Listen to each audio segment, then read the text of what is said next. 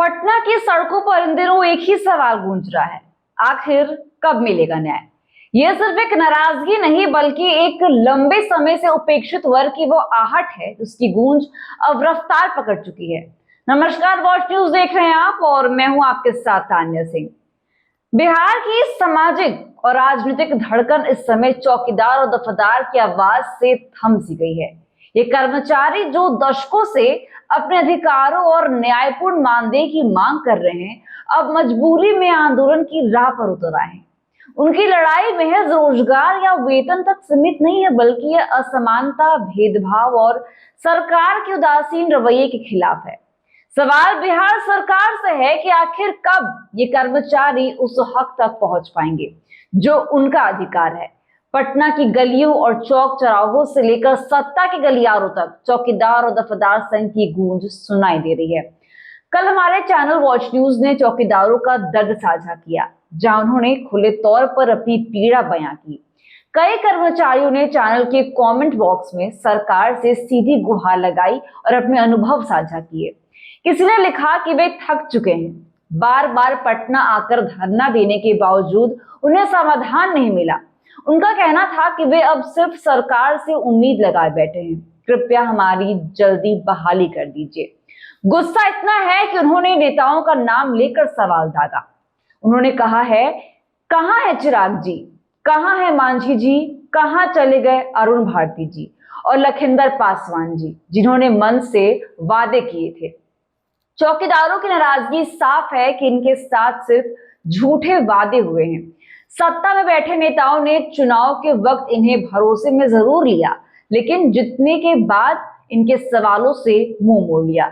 चौकीदारों का सीधा आरोप है कि सुशासन बाबू यानी कि मुख्यमंत्री नीतीश कुमार जब गरीबों की मदद का दावा करते हैं, तब फिर चौकीदारों की बहाली क्यों नहीं की जाती।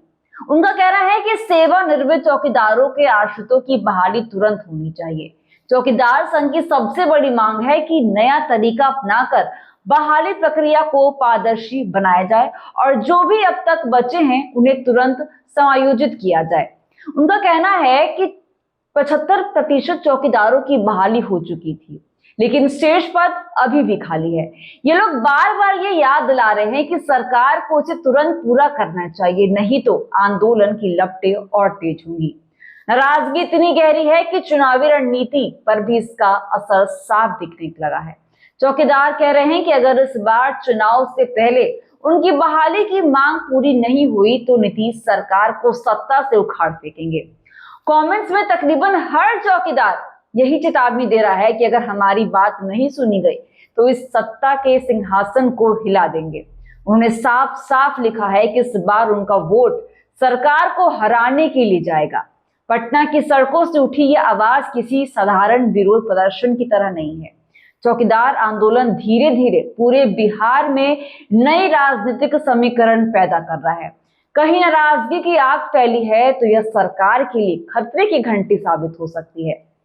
चौकीदारों की मांग स्पष्ट है, बहाली चाहिए, सम्मान चाहिए और वो न्याय चाहिए जो दशकों से उनसे छीना गया है।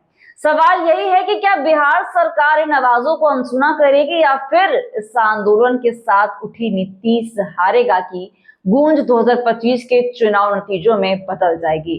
देखिए चौकीदार भाई, नीचे फ्लैश हो रहे नंबर पर हमसे संपर्क कर सकते हैं। हम उनकी इस परेशानी में उनके साथ हैं और अपने चैनल के माध्यम से उनकी आवाज को सरकार तक जरूर पहुंचाएंगे। तो फिलहाल के लिए बस इतना ही। ऐसी अपडेट्स के लिए बने रहिए हमारे साथ, देखते रहिए वॉच न्यूज। दीजिएगा इजाजत, धन्यवाद।